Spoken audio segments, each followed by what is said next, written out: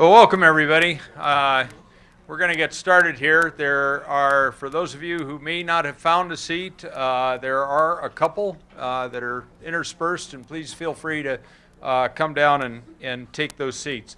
My name is Paul Herbert. I'm the director of the First Division Museum at Cantigny.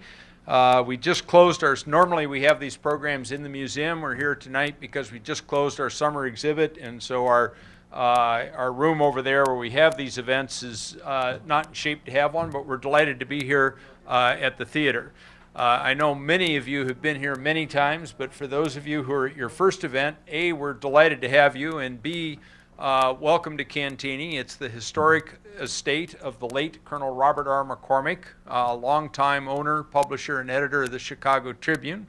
Second only to the Tribune in the Colonel's heart was the 1st Division of the United States Army, in which he served in World War I. And when he passed away, he left Cantigny as a public park for the people of Illinois and directed that we remember his beloved 1st Division, to which he was devoted for the remainder of his life.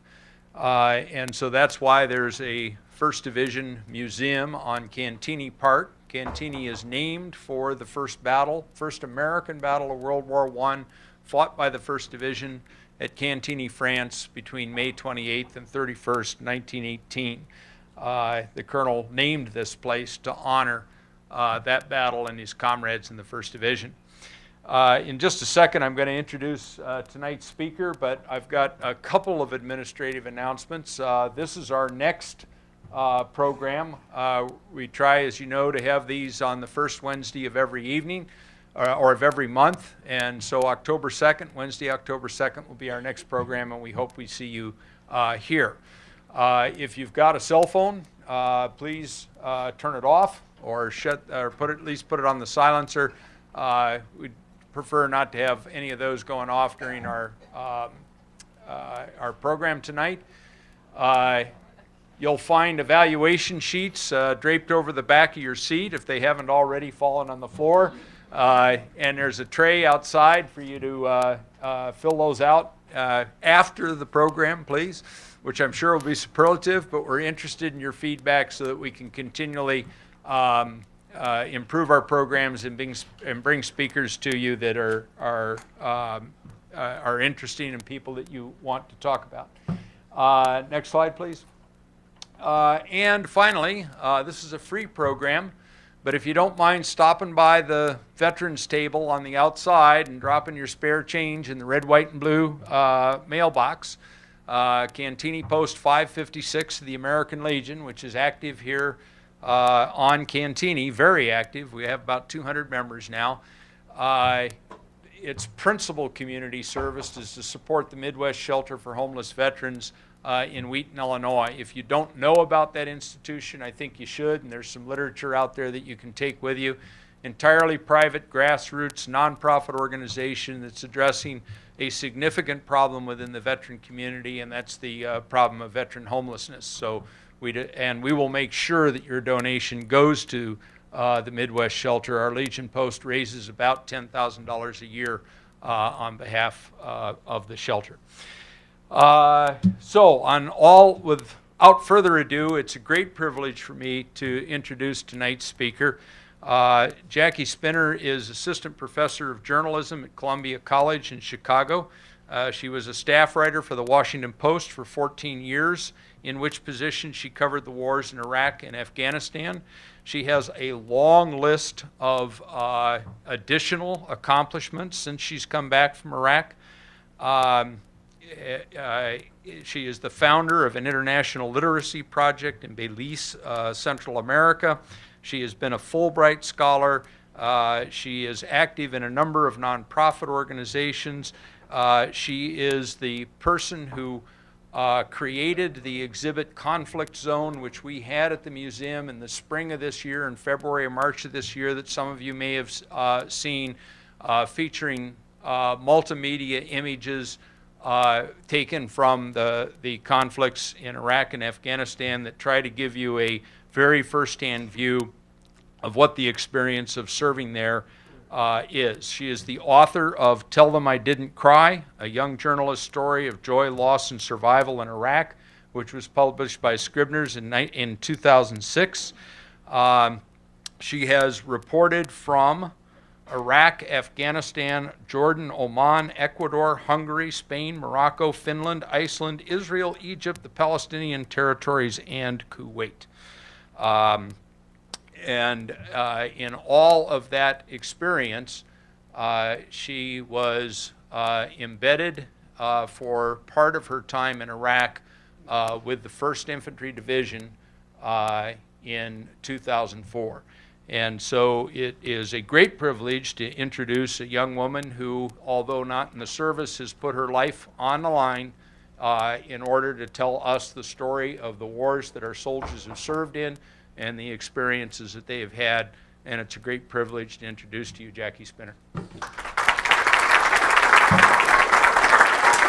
you.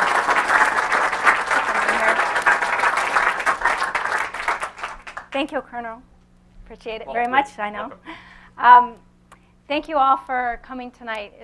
Can everybody hear me okay? I'm going to sort of walk. I apologize in advance. My voice is a little hoarse. This was the first week of school. The students came back, and so I don't think I've talked this much all summer. I had a 6-hour class today that I taught, and so I'm feeling a little fatigued with my voice tonight, so I'll try to be as loud as I can, but I probably will fade fairly shortly. So I'm going to take you through a pictorial journey of my time in Iraq. These are mostly slides from Iraq. I did spend some time in Afghanistan to try to explain or answer a question I get a lot, which is, why would a journalist go to war? I mean, we know why soldiers and Marines and airmen and sailors go to war, and Coasties, if there are any Coast Guard people here. We know why you go to war, but why does a journalist go to war? And really, to answer that very succinctly, because there is a war. It's for the same reason. There is a war and journalists go to war. This picture was taken, I covered the Battle of Fallujah in 2004, the fall of 2004. And I'm going to explain a little bit later about the embed process and what that means when you hear embedded journalist, a journalist who is embedded. But I was actually with the first ID where this picture was taken. This was just outside of Fallujah, the city. I was with the Task Force 2-2 out of Bakuba. They came to Fallujah to fight the battle. And they had taken over this old Iraqi army base. And that's where we started the night we went into Fallujah. And I was embedded with them. You can see this is the setup I had as a journalist covering conflict. Not pictured as my satellite phone. There's no cell phone technology in Iraq at that time. Now everybody in Iraq has a cell phone, and Afghanistan, but at that time there was no cell technology. I have my laptop, and this is a satellite dish. It's called a BGAN. It's about a $7,000 piece of equipment. And you can see I've taken great care by covering it with a Ziploc bag to cover it and protect it from dust. But that's how I beamed my stories, my photographs, my video, back to Washington, to the Washington Post. So that's how I communicated as a journalist. I also did a lot of radio when I was in Iraq. I think I'm doing All Things Considered here, and I love radio. You can see I kick back. Nobody can see. I'm talking to Ray Suarez, and nobody knows what I'm doing. As a Washington Post reporter, I was often called upon by the radio to give my commentary on the battles or on civilian life, whatever I was covering. There's a great myth, I think, about journalists who were in Iraq. Afghanistan is a little bit different, so I'm going to keep my talk focused on Iraq tonight, that we lived in the green zone, in the bubble, in the middle of Baghdad. In fact, most journalists in Iraq lived in the red zone. We weren't allowed to live in the green zone, in the protected area. The military did not protect us. That was not their job, nor should it have been their job. So we had to hire our own private security guards to protect us, usually former Iraqi army soldiers we hired to protect us. And yes, we trusted them. I trusted them with my life. And so we were in the red zone, which was every place outside of Iraq, among the civilian population, in heavily guarded places. And so here I'm doing a radio report from there. I arrived in Iraq the first time in January of 2004, so I was not there for the initial invasion. In the initial invasion, I was a business reporter at the Washington Post. My job was to cover Congress and the billions of dollars of reconstruction contracts that were going through USAID, the Army Corps of Engineers, and that was my job. I was a government contract reporter. And I told my editors at the time that if I wanted to really write my story well, I needed to go to Baghdad. There was an edict at the newspaper, you've got to find out if the money's being misspent, because this is your tax dollars at work. And so as a watchdog of that, as a journalist, it was my responsibility to figure out how much Congress was appropriating and if it was being spent the way that it was intended. The Washington Post had me very much focused on Washington and all the agencies in Washington who were spending this money. And I was convinced, because this was just my instinct that as a reporter, that if any money was being misspent, and we know there was a lot of money that was misspent, it was being misspent in Iraq as it was being handed out. And so I begged my editors for months to send me to Iraq to cover the story. And they said, we don't send business reporters to war, Jackie. Sorry. But I'll tell you, just as a side note, how I actually got to Iraq. And this will answer a question too. I didn't dream of being a war reporter. It wasn't in my, I started working in newspaper business when I was 13. I wrote my first story. And I always wanted to be a journalist, but I didn't want to cover war. My father was a Vietnam veteran. My brother is a veteran of the Persian Gulf War, although he never deployed. And so it's not that I had no connection to war or to the military. There's certainly many people in my family who were in World War II. But that wasn't a dream of mine. I liked covering local affairs, city government. I loved telling people stories, but it wasn't really in my mind that I would cover war. I'm a product of the 80s, the Cold War. And so for most of my lifetime, and this is true of my generation, we were post-Vietnam, so there wasn't really war. So it wasn't really in my mind that I would ever cover war, per se. Conflict, yes. Certainly there were many journalists in my generation who covered conflict in Central and South America, Bosnia, Kosovo. But war, it wasn't something that I dreamed to aspire to do. And so I'm a business reporter at the Washington Post. I'm covering government contracting. And I get a call one day from a friend of mine who says, hey, do you remember that girl who helped you move into your apartment in DuPont Circle? She helped carry some furniture up the stairs. And I said, no, I don't remember. And she's trying to jog my memory. She said, well, she worked for Papa John's Pizza, and after we finished moving you, she got us free pizza. I said, no, I'm sorry, I don't remember the pizza. It wasn't that memorable. And she said, well, I had no memory of this nice woman who helped me move. I didn't remember anything about her. And my friend said, well, she's in Iraq, she's a soldier, and she's in trouble, and she wants to talk to somebody. Would you talk to her? Well, of course, I'll talk to her. I don't remember her pizza. I'll talk to her if she's in trouble. So she called me. Her name was Sabrina Harmon, and she called me a couple days later, and we were on a very rough connection, and all I got out of her was that she was at some big prison in Iraq called Abu Ghraib. She was in trouble, and she was really scared. And so I talked to her every couple of days. She would call me, and I was piecing together that there was something, this was early 2004, that something really bad had happened at this place called Abu Ghraib prison, which no one had heard about it yet in the United States. And so I went to my editor, who was a business editor, and I said, I think I've got a story here. I know I'm not in Baghdad, but I'm going to give it to the national desk. I need to pass it on to somebody. He said, look, focus on Halliburton, because at that time we were very, very focused on Halliburton. So your job, Halliburton, stop. So I did what any good journalist did. I ignored him. And I continued to report about Halliburton, but I also continued to talk to Sabrina Harmon. And I was down in Texas in March of 2004 at Halliburton's headquarters. And I was writing a story about all the contractors who were following the Army to Iraq. So these, a lot of very people from lower income, out of work, unemployed truck drivers who were getting these really good contracts to go to Iraq, putting their lives on the line. And I thought that was a story that nobody was writing yet about all these civilians who were supporting the military, who were also putting their lives on their line to support the war effort. And so I was down there, and I get a call from my editor, and he said, hey, something just broke over the wires, which means the wire service was reporting that CBS 60 Minutes had some big story about something bad that had happened at Abu Ghraib prison. And he said, was that the story that you told me about a month ago? And I said, yes. And he said, well, we need to get it in the paper tomorrow because CBS is going to beat us. And I said, I can't do that. Because up until that point, I had been completely off the record with Sabrina Harmon. And I could have written the story. and the Washington Post could have broken Abu Ghraib, could have broken it on the website at that time. But I had ethically promised this young woman, this soldier, that I would not disclose that I had been talking to her, and so I told my editor, you need to give me 24 hours. I've got to reach her in Baghdad and get her on the record. I'm not going to do that. So the Washington Post was a day late with the story. CBS broke the story. I need to give credit to them for breaking the story, but we had the story that day or the next day. I can't remember when I finally got a hold of Sabrina and all her family members.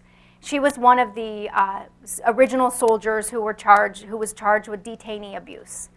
Some of you who may remember some of the photographs that came out of that, there was a curly-haired, blonde, all-American-looking soldier holding up, the peace sign over a dead Iraqi, and so she was charged with abuse. And so after that, I did all the talk shows talking, because the Washington Post had an extraordinary piece of the story. 60 Minutes had the photos, and the photos were very revealing, but also very damaging. And but I had this interview with this young woman about what might have happened and how they had gotten caught up in this abuse. So of course the Washington Post was very grateful to me for this story, and they said, "What do you want?" I said, "I want to go to Iraq." I've been asking for months to go to Iraq, and I had some history covering the military justice system. Back in the late 90s, there was a big sex scandal at Aberdeen Proving Ground just outside of Baltimore, and also Fort Jackson, where let's leave it at that. It was a sex scandal, and I had been on that story for several months and covered many Article 15s, Article 32s. So I spoke the language of the military justice system, and I had experience. So I was able to tell my editors, look, send me to Iraq to cover these hearings, because all of these soldiers are going to now go through the military court system, and you need somebody who speaks the language, who's already up to speed. Let me go do that. They said fine. They probably just wanted to shut me up. And you can go do that. They gave me 7 days to pack to get ready to go to Iraq. So I did not have any of the training that a lot of journalists were getting before they went to the war. They were getting training through private security companies about hostage negotiation and a little bit of combat, not a weapon, obviously, because journalists don't go into battle with a weapon. But I didn't have any of that training, because the Washington Post was sending me for 2 weeks, maybe a month, to cover these military trials, and then they were going to bring me home, because they would have thought to shut me up. And I actually ended up staying for almost 2 years. Because one of the things that I realized when I got there, never aspiring to be a war reporter, is that I was really good at it. And for a couple of reasons that I'll talk about as we move through the slides. One of them is that I was very flexible. This is my first stand-up for CNN. This was the Battle of Fallujah. CNN couldn't find their reporter. She was lost somewhere. Jane Arraf was lost somewhere in the fog of war. And so they came and got me. I have a deep respect for broadcast. My medium is print and photos, photojournalism. I am not a natural public speaker. I am not natural at broadcast. And so I'm going to tell you this story with this caveat that I have deep respect for broadcast journalists. But when they came to me and they asked me to get my makeup kit before I went on air, I said, really? I haven't showered in 6 weeks. We compromised. I, patted down my hair, and I put on some chapstick. And they put me up in front of this camera. And as I'm there on the battlefield, and I'm talking about the Battle of Fallujah, and you can see I'm in front of a bunker, and we start getting mortared as this is happening. The mortars are closer, and I'm rattled because it's battle, and I'm a civilian. I don't have a way to defend myself, and I've never been on live TV before, so I've got this pressure as well. And so the mortars are coming in, and I hear in my ear in the earpiece, the guy's like, "Are you okay? Are you okay?" And I'm so rattled. The only thing I could think of to say is, "Oh, let's keep rolling," which I probably heard from some TV movie. And so we get done with this interview, and the guy calls me from CNN. He goes, "That was brilliant. Have you ever thought about working for CNN?" I said, "You know what? No." And I didn't order up the mortars. I mean, I know it made for good TV, this little deer in the headlights, nappy-headed, reporter standing there without makeup on, but really, no, no. But that was my first live stand-up for CNN. But what I realized at that moment is that I'm not a military expert. I was in really good physical condition, which helped. I didn't bring a makeup kit to battle, which helped. I carried my own bags, which helped, because there are some challenges to being a female, not so much in the Middle East, but being a woman embedded with military troops. There are definitely some challenges. And and all of us female journalists who were embedded for the Battle of Fallujah were on the front lines. And we were with all male infantry units. So there definitely were some challenges to that. So I realized I was versatile, I didn't complain, and because I had very little experience as a foreign correspondent and as a military reporter, it was all new to me, and I saw stories everywhere. I saw stories everywhere. During the Battle of Fallujah, I wrote 2 stories a day. Most of my colleagues were writing 1 because I saw stories everywhere and I couldn't stop. I saw them on the front lines and I saw them in the rear. The guys that were filling the fuel guys. They were great stories. They were somebody's sons and daughters, and they were filling the fuel tanks. They were on the front line of the battle because, as many of you know, there really is no traditional front line anymore. The entire battlefield is open. If you're in a convoy going down a road and you run over a roadside bomb, you're on the front line. It doesn't necessarily have to be in the battlefield. So back to Abu Ghraib. I was the first civilian reporter who was allowed to spend the night at Abu Ghraib. They trusted me. I had a good record as a journalist for being fair and objective. And so I was covering Abu Ghraib, and I asked them, I said, I want to go inside the prison. I want to spend the night. I don't think I slept that night. It was a horrible, horrible place. The scandal aside, the abuse aside, this is the place where Saddam tortured an awful lot of innocent people. And so, my colleague and I, Andrea Bruce, with a photographer, and I were in this cell all night with, barely covered over the whitewashed walls that barely covered over the blood. I mean, it was a very humbling experience to be in this prison. But what was happening after the Abu Ghraib prison scandal is that the military was releasing a lot of these detainees. Some of it was public relations. Some of it was because they did not get into the war business to be police. So you had a lot of these MP units that were policing these detainees, and they were picking people up, and they didn't know what to do with them, and a lot of them were innocent, and so they were letting them go. This is a very odd thing for the Iraqi people, because under Saddam, when you went into Abu Ghraib, you never left Abu Ghraib. You disappeared. So as the military was releasing all these detainees, these family members were coming from all over the country, and they were amassing outside the prison just to glimpse the buses. They didn't see their loved one. They didn't release them right there in front of Abu Ghraib, which was a few miles outside of Baghdad. They put them on a bus, and they took them back to the village they came from, or the city that they came from. So all the family members were doing there were just marveling at the sight that you could go into Abu Ghraib and you could come out. So all of the journalists were covering that story. We were on the outside with all these family members, and every Friday when there was a release, we would stand there, we'd interview people. And of course, everyone who's in prison is innocent, right? Who gets to leave? So, talking about, their family members, and that's why I wanted inside. I wanted to be with the detainees when they left, because nobody had written that story, and I thought it was an interesting perspective. Also, I was trying to understand, what it would have been like to be a young MP in this very hostile situation inside of this prison, to try to figure out what had happened. Not to make a judgment on what had happened, but to try to figure out what had happened. So I spent the night, and I'm actually on my satellite phone here arranging for my transportation. My driver and my translator was outside of the prison to take me back to Baghdad. And so after I got done, I'm in a tower. I put on my Iraqi clothes because it wasn't safe for me to look like an American among the Iraqi people. And as I was leaving the prison, I was detained by 2 members of Al-Qaeda. And so I'll tell you that story very briefly. It was June 14th, 2004. I'll probably go to my grave remembering that date. And I was grabbed, and I was wearing Iraqi clothes. They ripped my clothes off, and what they saw underneath was this. They saw I was wearing a bulletproof vest. And so they immediately looked at me. They didn't speak much English, and they said CIA. And I had no kidnapping training. I knew I was being kidnapped. I knew that.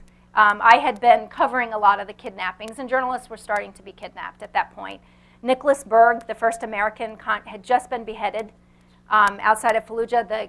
The Blackwater KBR guard, I think they were KBR, had been strung up in the city of Fallujah, the civilian contractors. So we knew that Al-Qaeda was targeting Westerners and that kidnapping was a serious threat for us. So I knew I was being kidnapped.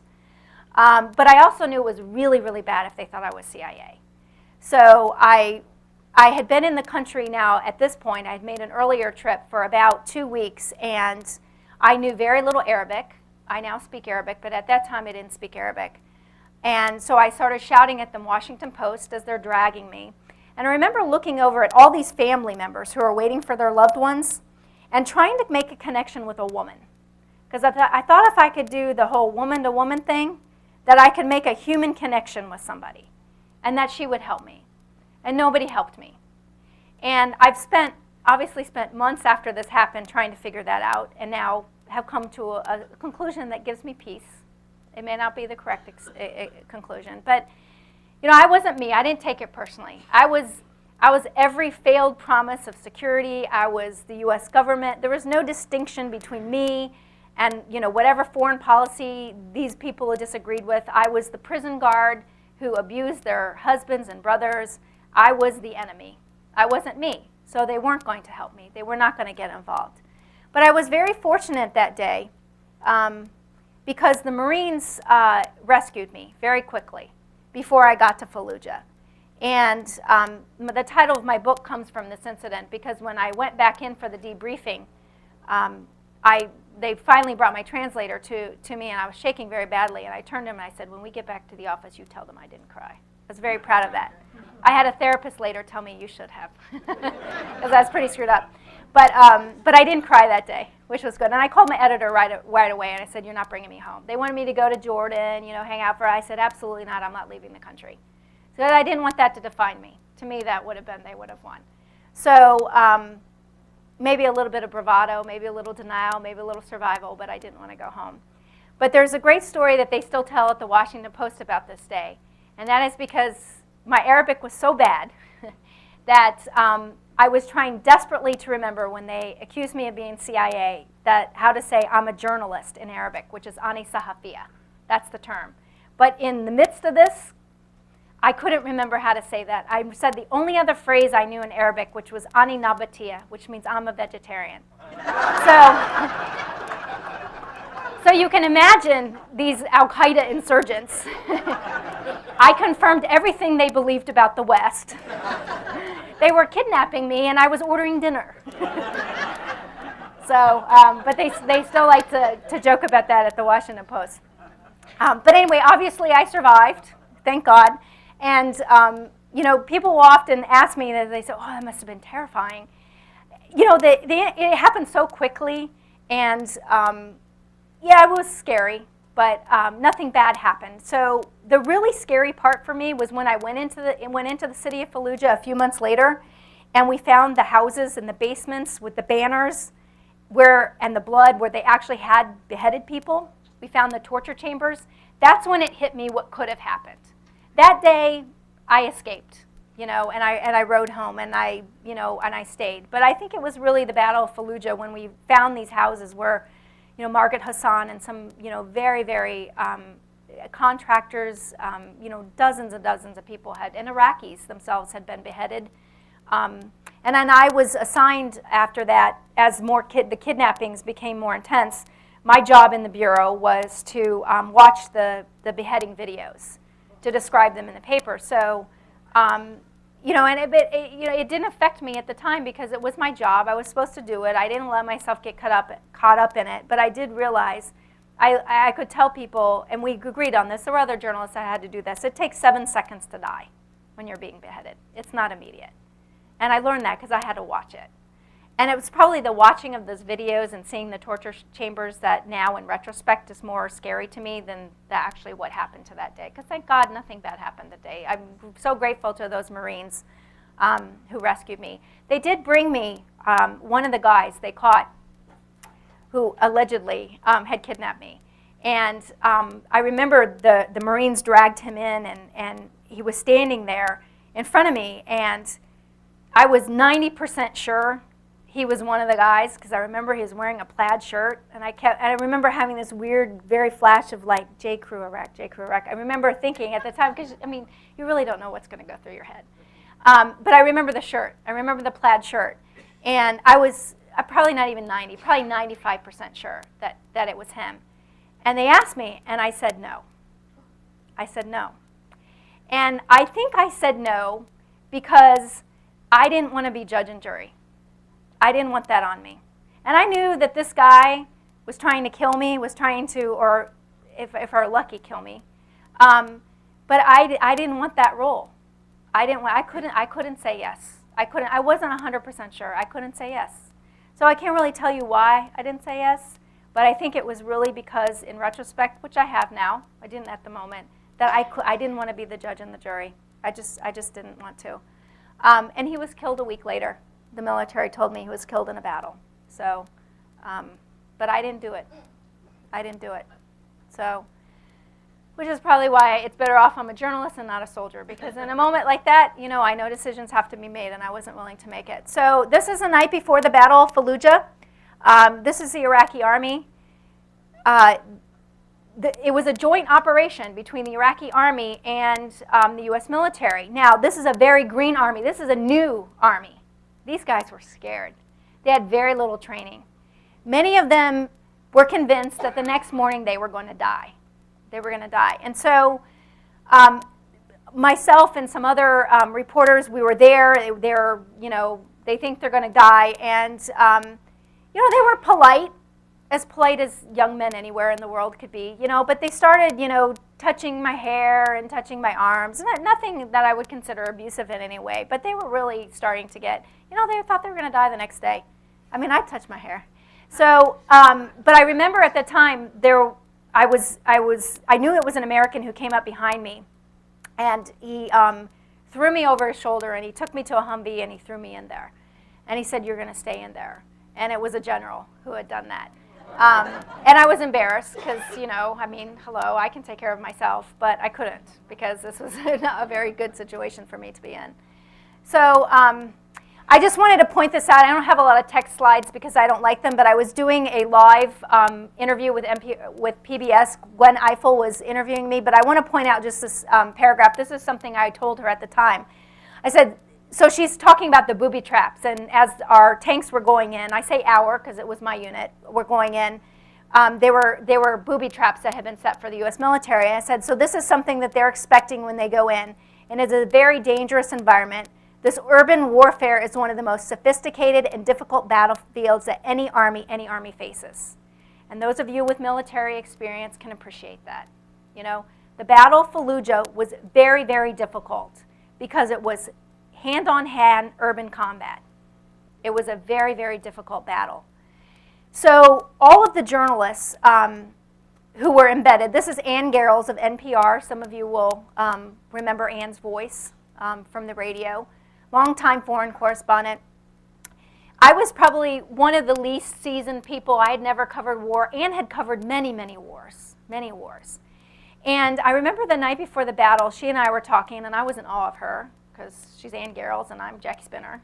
So we were having a talk, and I remember we exchanged phone numbers. She gave me her husband's phone number, and I gave her my twin sister's phone number in case something happened, that we could call each other's loved one and explain that we had had this conversation. And I remember Ann, I hope she doesn't mind that I'm telling the story, talking to me that her biggest regret was that she hadn't had children. And I realized as she was talking this through with me that she was also scared she was going to die. And that was very profound for me because Ann Garrels, she's a seasoned war correspondent. She's covered battle before. She knows how this stuff goes down, and she's scared she's going to die. So it comforted me in a way because I was also scared I was going to die. But it also really rattled me because I thought, man, if Ann Garrels is nervous. But what I learned over time, because I was very green and new when I covered the Battle of Fallujah, but I'm less green. I mean, I am now a pretty seasoned conflict reporter, is that you're supposed to be afraid you're going to die. Because when you're afraid you're going to die, you don't do stupid things. You don't do stupid things. I still do the same things. I still have the same practice, best practice as a war reporter now as I did then. I get behind the biggest guy I can find. That's just smart. I don't have a weapon. I have a pen. So that's just one of the things that I learned. I follow orders and I stay out of the way. I don't want to be, as Paul said when we were having dinner tonight, another thing on the battlefield that somebody has to worry about. And that was something I learned in the Battle of Fallujah. So, this is before we went out. Now, when we went out with the units, this is a very bad picture, but we were in this tent, all 40 to 80 of us journalists were packed in here.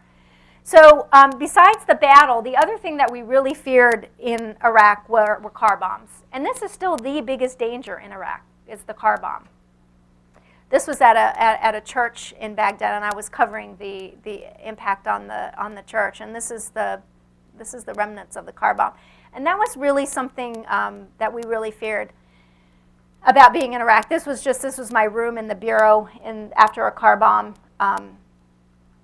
This is just, this was very, very daily occurrence.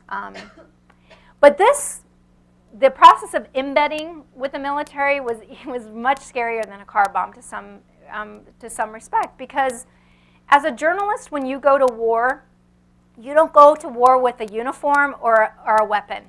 You're a non-combatant. You're not on any side when you go to war. Now, that's practically, that's not accurate because the other side sees you as part of a unit. But when I'm embedded with a military unit, and they're being targeted, then I'm being targeted. When I'm a civilian reporter and I'm just out in the streets of Baghdad and I'm wearing a headscarf and I'm wearing Iraqi clothes for security reasons and to blend in, because then nobody's doing a double take, I'm just somebody walking down the street, I feel fairly safe.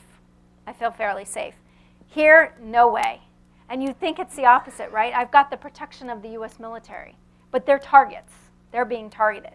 So it was very unsettling often to be on foot patrols with the military, because I knew that they were combatants and people were targeting them. So to be with them meant that you were part of that.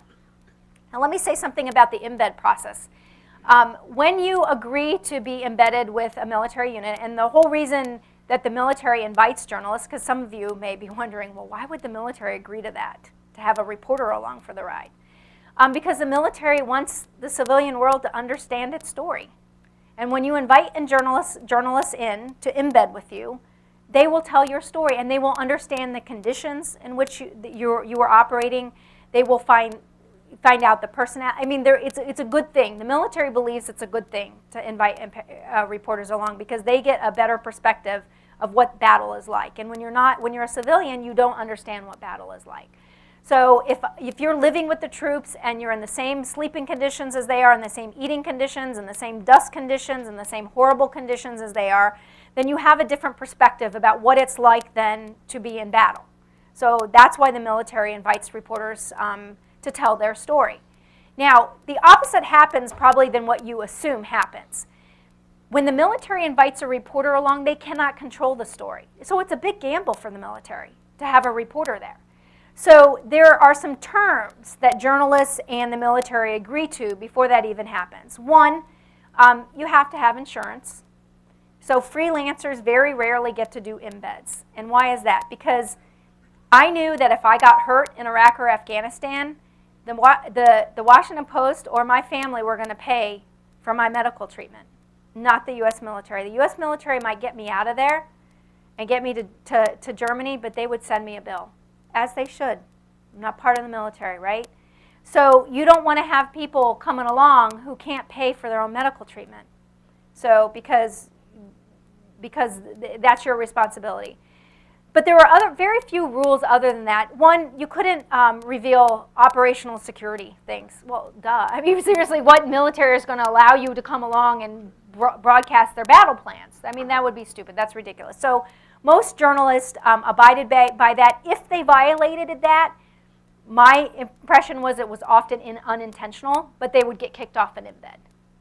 So that would happen. And then the other thing you agreed to is that if you are with a unit and somebody died, that you would not report their name for 72 hours to give the military the process to notify next of kin. I don't know any journalist who ever had a problem with that, because most of us felt that's not how we would want to find out that our loved one had died, by hearing it on the news. So those are really the only rules, you know, that you have. I mean, there were obviously more rules, but those are the basic rules. The military never censored my stuff. They didn't read my copy before I sent it back to Washington. There was an understanding that if I was with the unit, that I would be fair and accurate, and if I were not fair and accurate, I would lose the embed. So the incentive for me is to be fair and accurate, not to be positive, right? So many times when I was with a unit, I was reporting things that the military probably didn't want me to report, but they understood that we had an arrangement. And we had different jobs on the battlefield. My job was to tell stories. Their job was to win the battle. So, you know, there's a lot made of the tension between journalists and military on a battlefield, and some of that will always be there, and it is there. But I think a lot of times it's overstated. It's overstated from people who don't understand the roles. We have the same role. We're there to do a job. My job is obviously different as a civilian reporter, but they have a job to do as well. I would tell people when I would report overseas that I left my passport at home. Now, obviously, I didn't really leave my passport, but the idea being that I didn't go into a battle as an American. I went into battle as a journalist first, because it really wasn't appropriate for me to take a side. As a journalist and a watchdog, and I'm a very old-fashioned journalist in that I don't believe that I won't tell you my opinion. Every single one of you can try to get out of me tonight whether I think the war was a good or bad thing, and I will not tell you. I have never publicly stated my opinion. I think that's an appropriate thing for a journalist. I don't think our opinions matter. So, but it was just this way for me to really focus on what I was there to do, which is to tell stories and to tell the truth. Okay, it's a mindset that you have to get into as a journalist. In fact, I worked on it so hard to be independent and to be objective. I'll never forget. I went back to Washington. This was after I came. This was probably only 4 or 5 years ago, maybe 4 years ago, and I went to a World Cup qualifying match with a friend of mine. And the U.S. was playing, I think, Argentina or Brazil. And we're going into to RFK Stadium in Washington, and somebody asked, "Oh, hey, who are you rooting for?" And I didn't say anything. And my friend looked at me and she said, "The USA, Jackie." And, you know, of course I was rooting for the USA. Go USA. But, I mean, it's a soccer match, you know. But I had so trained myself not to say that, not to take a side, that at that moment I froze. I actually froze. And that doesn't mean this, because, you know, when I went on book tour, I got attacked a lot when I would talk about this. Soccer thing hadn't happened yet, thank God, because I really would have gotten attacked. But, you know, people would sometimes assume that, you know, first of all, we have these assumptions that, you know, all the press is somehow, there's the military and then there's the journalists. There's the politics of the military and then there's the politics of the media, right? Well, an individual journalist, you shouldn't know their politics. I'm certainly not going to disclose mine. And the military, an average soldier, you certainly shouldn't know his or her politics either, right? So it's just, it's so important for me to help you understand that it doesn't mean that I'm not patriotic and that I don't support the troops or that I'm anti-military in any way. When I say that I go in without my passport, it just means that this great country we live in gives me this privilege as a journalist to go in and tell stories, and I want to do it as honestly and objectively as possible, okay? But that doesn't mean that I'm not proud to be an American. But it just also means as a journalist, I have given up not the right, I have given up my exercise of my opinion. I don't want to talk about my opinion, and I think that's appropriate, and I hope to see us move back in that direction as journalists. Okay, so I'm going to be mindful of the time. I also embedded with the Iraqi army, very, very scary. And that's not to disparage the Iraqi army in any way, but it was a very green army, a very green army. It would be like going into a battle with all privates and no commander. Can you imagine? Right? Just out of basic training, no even AIT. That's what it was like. So I'll never forget, we were on a patrol of Baghdad, and these poor guys, they saw this car in this alleyway, and it had these wires hanging out of it.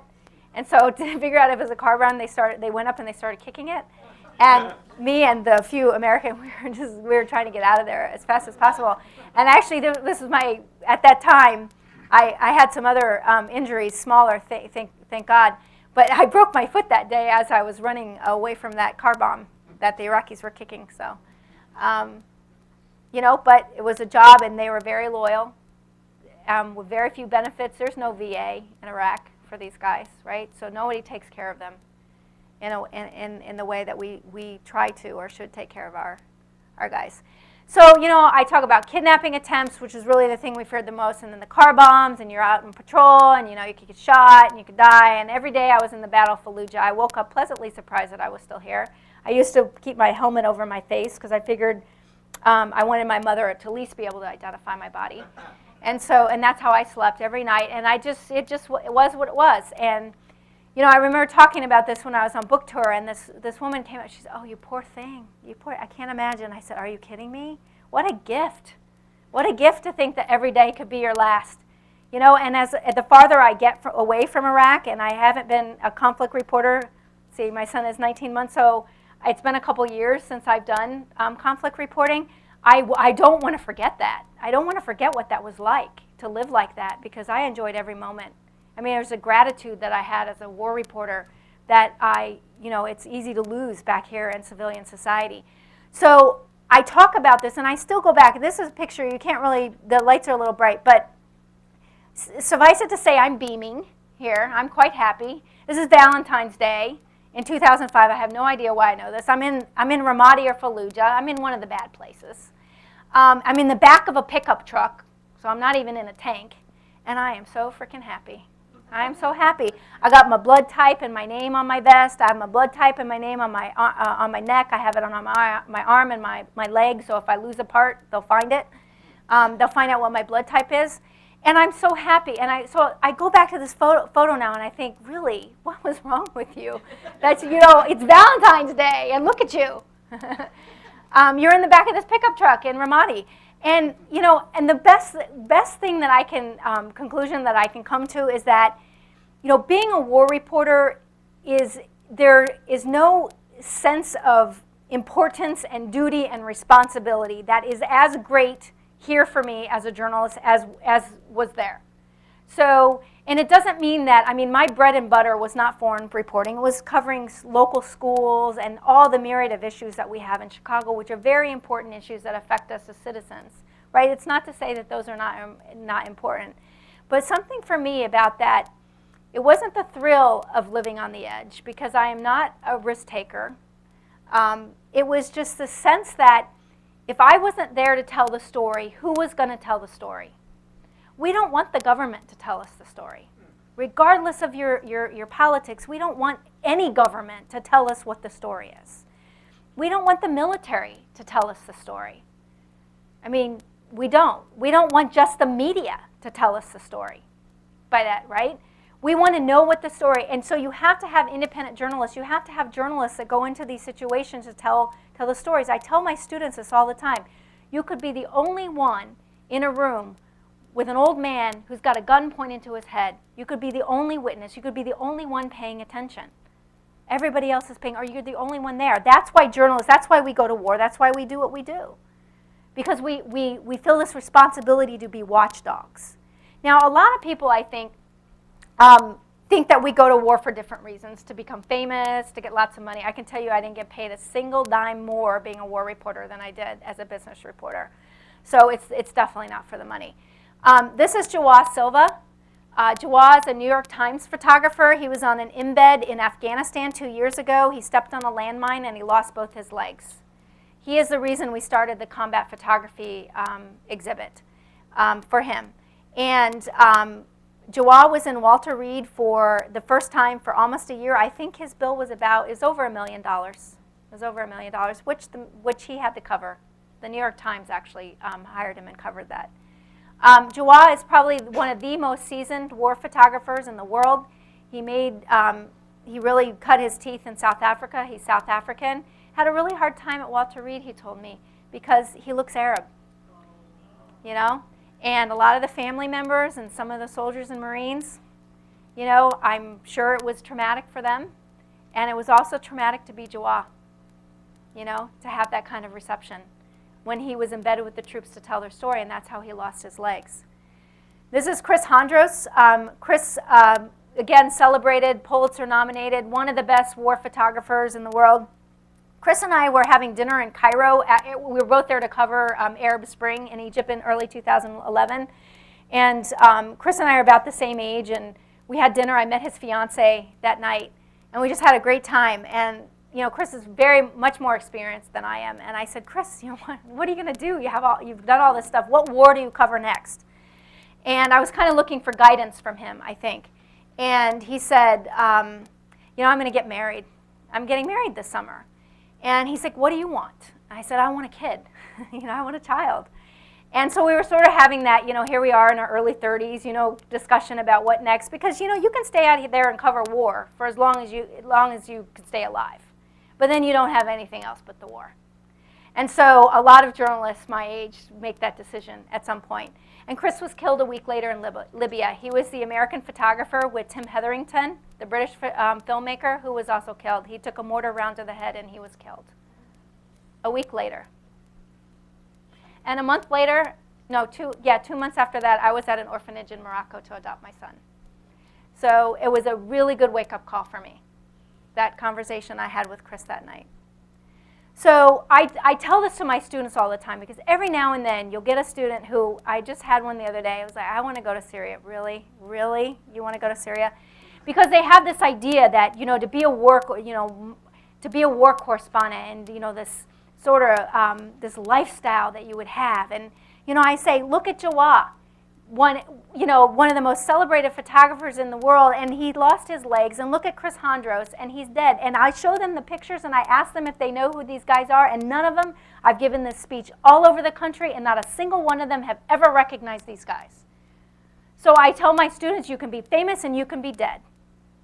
So you have to ask yourself, why do I want to go to war? Why do I want to do this kind of work? And it better be for the right reason. Marie Colvin. I love what Marie says. I can sort of figure out where a sniper is, but you can't figure out where a shell is going to land. And a shell got her in Syria. She's American, but she was mostly worked for British. She lost her eye in a conflict.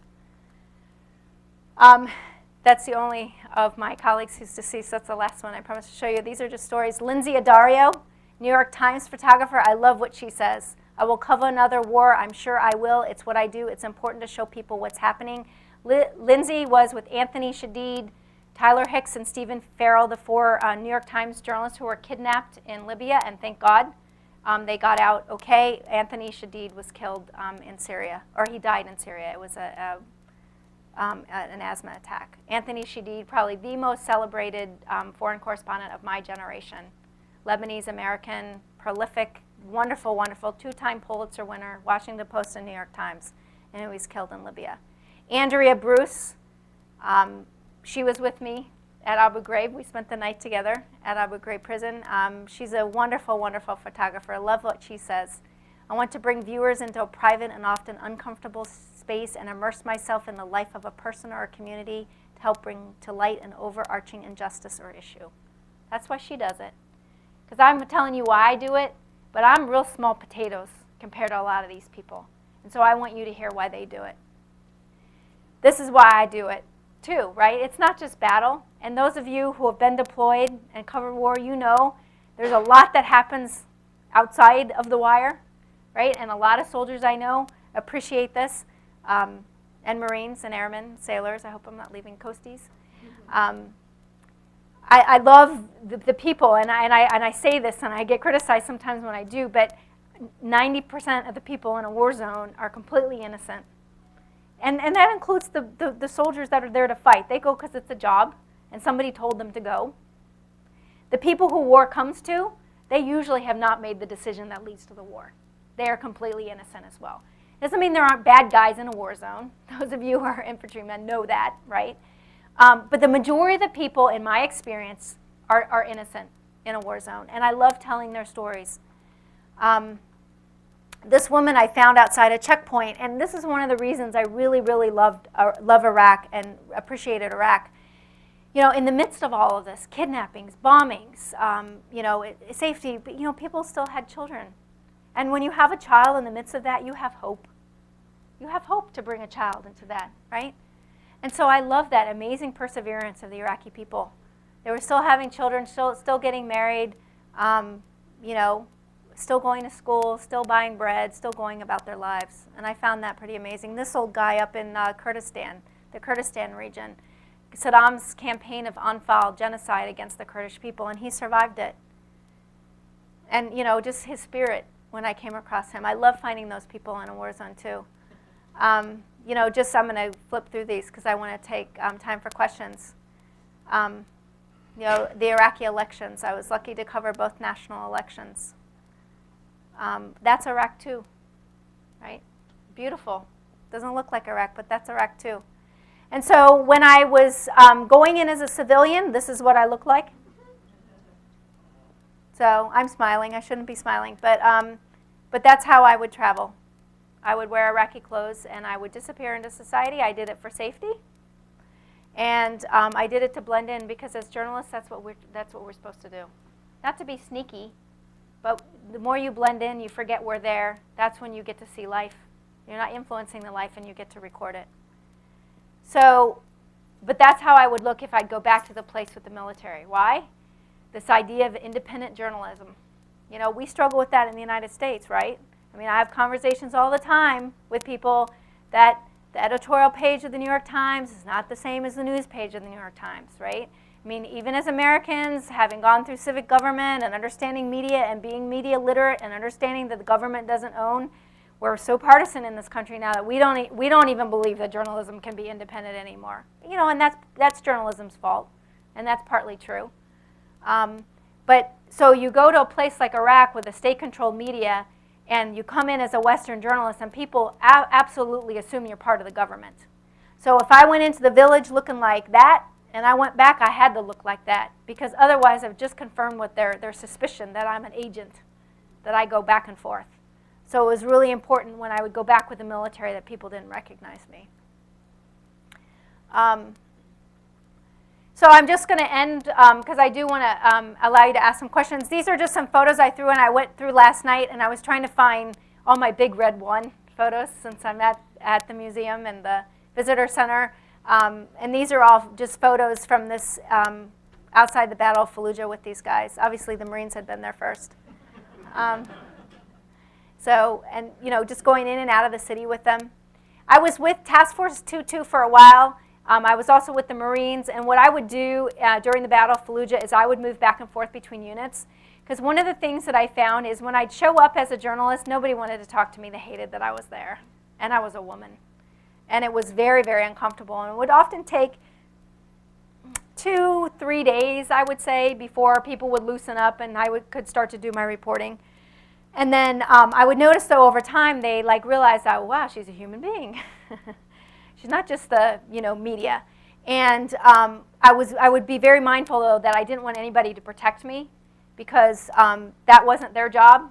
That was my job to protect myself. And so I would notice if I would sense that somebody was trying to protect me and not focused on their job, then I would switch units. And I would go to another unit, and I would start all over. It was a very, very, very difficult way to cover the battle because I had to start over so often. But that just was something I did. Nobody told me to do that. It's just what I felt. This guy has contacted me in the last year, and I can't remember, on Facebook. People always find me on Facebook. And I need to follow up with him. I'd love to find out what he's doing now. But these are all just first ID. The checkpoints, I hated going out with them, and I knew they hated it too, because talk about a sitting duck. You're sitting there waiting for the car bomb to come. It was a horrible, horrible duty. Very, very nerve-wracking. And I didn't like being with them when they did that. So, but they had a lot of interaction as well as civilian population. So that was I think that was inside a howitzer. So, yep, that's it. So, thank you.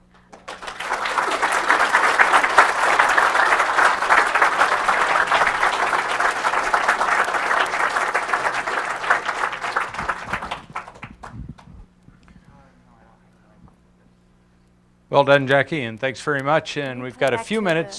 She's promised to answer questions if anybody's got one, and wait for a microphone. And do we have a second microphone, or have I got the only microphone?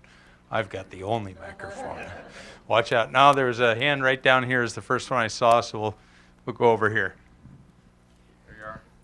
Thank you for coming and speaking to us. It's really enjoyable. How did how did you react with the civilians, the adults and the children? Well, I mean, I spent the majority of my time in Iraq with the civilian population. And telling those stories. I think they were very curious. First of all, they were very curious about what a woman was doing in a war zone voluntarily. And but I love telling those stories too, just trying to tell the stories of Iraqi society. I didn't have any issue with civilians, usually. What I found in the Middle East is that people were from me. So I had a conversation with somebody.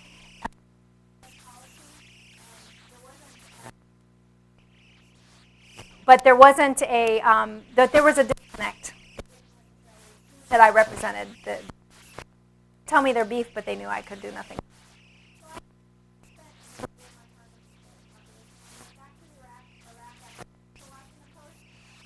In Select, Iraq,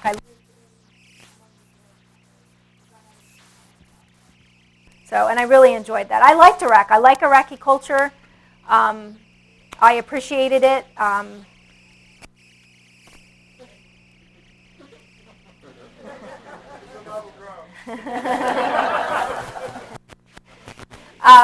But I mean, I really, Iraq, was the back, very civilized country. It was more tribal and rural. Iraq is very civilized, and I had great. Okay, we're going to just pause here a second. Your mic is fading in and out. We may have to give you this.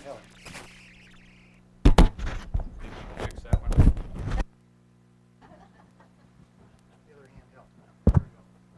Okay. There we go. So, gentleman right here. And wait for the mic. Let's pass it down.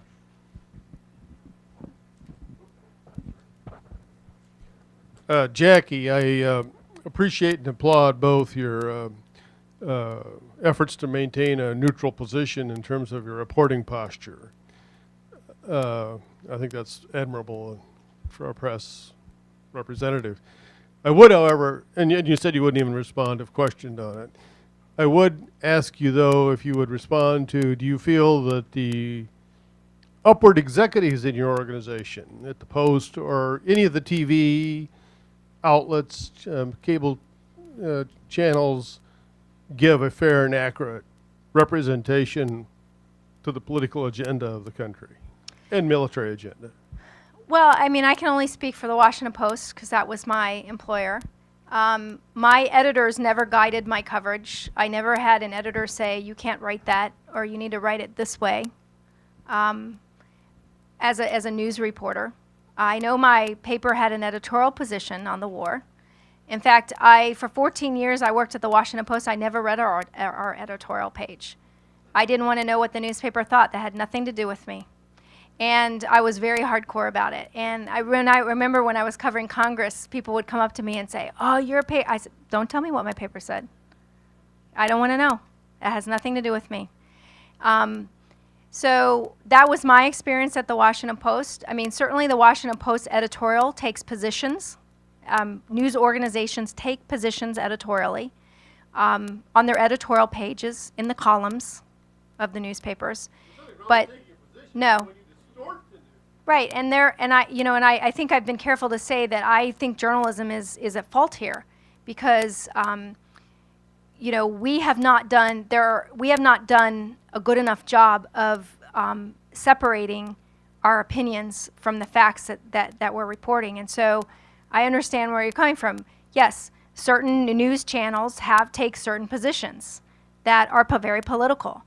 And the problem for me as a journalist is that the majority of people get their news from the television. And so And that's not to knock my television colleagues. That's to say that there's a problem if you turn on a television and you see a commentator and you think that he is a journalist. He is not a journalist, or she is not a journalist. That is a commentator. They're paid to, they're a talking head. You're right, sir. They're a talking head. They're paid to rile us up. The larger problem, I think, in this country is that we tend to seek out news sources that confirm what we already think, not to get information. I mean, it used to be you turned on, you know, the 7 o'clock news, and because you wanted to know what was going on in the world. And now people turn on the news and they turn on a particular channel, or they pick up a particular publication because they want to say, see, I knew that. That's exactly what I've been telling all my friends. I think that's a problem. I think that's a problem. And it makes it hard as a journalist. You know, I'm not perfect. I mean, obviously, I choose stories based on my own personal experience and my own personal biases. But it's not that I think that true objectivity exists. It does not. But I'm not going to abandon the pursuit of it. So I'm very careful now as a freelancer that I will only work for publications that I believe hold those ideals. I don't take a paycheck from somebody who I believe, you know, is going to distort my work or not represent the truth. And that's just me. But I have many colleagues like this, and I have this argument with people all the time. They'll say, well, you know, I wish there were more people like you. Well, actually, the majority of people are like me. It's just you don't know their names because they're not a talking head on TV. You know, we look at a big correspondent on television, and we say, well, look at, you know, what about, you know, all the people who work at the Chicago Tribune and the Chicago Sun-Times and the Daily Herald, and you don't know their names. But they come out of our journalism schools, and they really believe and they're really committed to the truth, but they're not famous. So I would say the majority of journalists, because I teach them at Columbia, and I went to school with them, you know, at Southern Illinois University, and we both teach now, and you know, we believe in these things, and we teach our students these things. But I get your point. You know, I think television is part of the problem, but I think news pages are part of the problem too. We've got a question back here. When you were speaking with the soldiers and military, can you hear me? Okay. Did the soldiers ever express their personal opinions as to whether they felt, you know, they should be in Iraq, the United States military should be in Iraq, or they didn't think we should be in Iraq and they were, you know, opposed to what was going on? Did you ever hear any of their opinions? You saw it on the latrine walls. But no, I mean, you know, any good soldier knows not to express that opinion to a journalist. Any good soldier knows that he or she is never off the record and would not. But casually, you know, occasionally you would hear comments, but for the most part, most of the military, the troops that I were with, were just there to do a job. And I mean, that doesn't mean they didn't have an opinion. I mean, over time I developed an opinion, but they didn't express it. I mean, except on the latrine graffiti. And there was a lot of that. It was very entertaining. Jackie, I just want to make 2 comments. It's too bad that in all these other countries that these people can't get along like we do in this country. You know, we're from all different backgrounds, and sure, we got problems, but we're not blowing people up. We're not shooting at each other in that. And what you said about the media, what you said about the media is right on. They slant it and they put it out because this is what they want you to believe, whether it really is or not. No, and that's fair, and I am not here to defend the Fourth Estate in any ways. I will say that, you know, one of the things that's fascinating to me about the Middle East, and you brought up about a lot of the turmoil in the Middle East, is that part of this is a post-colonistic redrawing of arbitrary boundaries. You know, and certainly we saw that in Syria, right? Syria as a country is a relatively new country, and it was kind of arbitrarily created. India and Pakistan, where the line is, arbitrary creation, right? And so, so that's part of the problem. That's part of the reason that you have turmoil in the Middle East. But, you know, I think that we as consumers of news also have to be very sophisticated about the sources that we go to. You know, it's easy for me because I'm a journalist. I know many of the people who cover the issues that I care about. And so, you know, there are some reporters that I won't read their work because I know the way they operate and I think it's slimy. And so I have that advantage because I've seen them. But you as a consumer don't have that advantage. So you just read it and you think, oh, well, that could be true. And that is problematic, right? And so I'm part of the reasons I'm a journalism professor now is because I'm trying to fix that. Because I have an audience and I grade them based on how well they listen to me and do what I tell them to do. So, you know, I have all this, I get to preach about this stuff because I believe it and I live it. And that's very important as a journalism professor, I think. Okay, we'll take one more question. I think there's one. We'll take the young woman right here.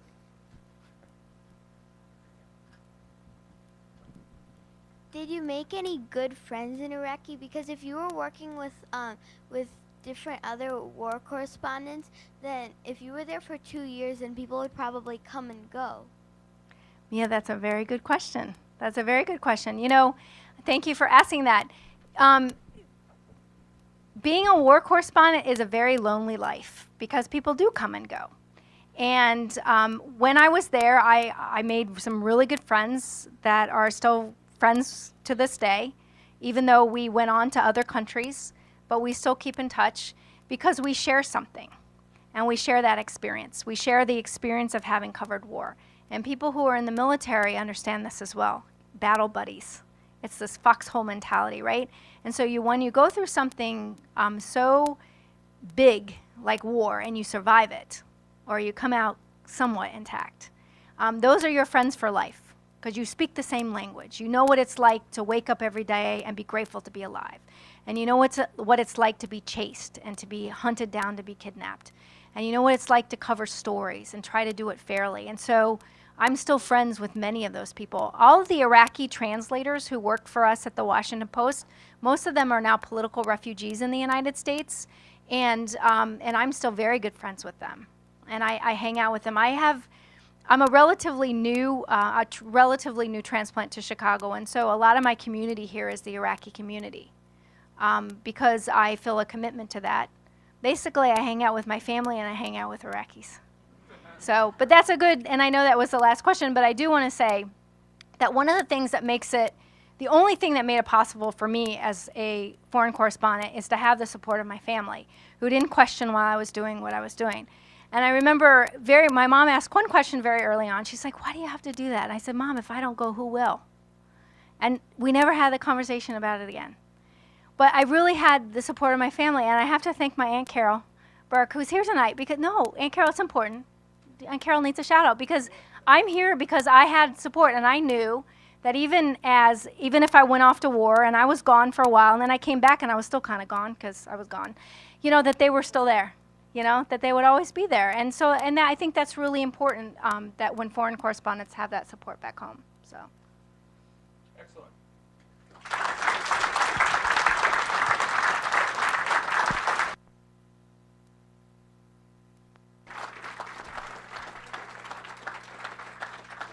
Don't go away. No, don't go away quite yet. But when we're done here in just a couple of seconds, she's going to go with JD straight out there and not answer any more questions or talk to any of you, even say hello, because she's got some of her books available, and if you'd like to purchase one and get a signature, she'll be available to do that. But we got to get her out there. It was a wonderful talk. Thank you very much. Thank all of you for. No, don't go away. You know, you've been too much of a professor. She tells the students, you're going to do this. Well, I'm in charge here. I'm the MC. You just stand right there. All right. So we greatly appreciate it. We appreciate all of you who come. Aunt Carol, we definitely appreciate you. Thank you so much for being here and being such a good support to Jackie. And we're really cheap. I bought you dinner. And we also have this wonderful, the next time you go to a hot, dry climate, okay, take this beautiful water bottle as a souvenir of your time at Cantini, but not when you're trying to go clandestinely. And then the other thing that we have for you that I really think you have more than earned for all you've been through and all the risks you've taken and all the sacrifices that you've made for our country in a different profession, in the profession of arms, but out with our beloved Big Red 1, but all the other men and women who serve us around the world, whether they're 1st Division or not. But we'd like you to have this special little pin like the one I'm wearing with the Big Red 1 on it and the word Cantini, and keep those soldiers close to your heart. Thank you very much. You're very welcome. Thank you, Jackie.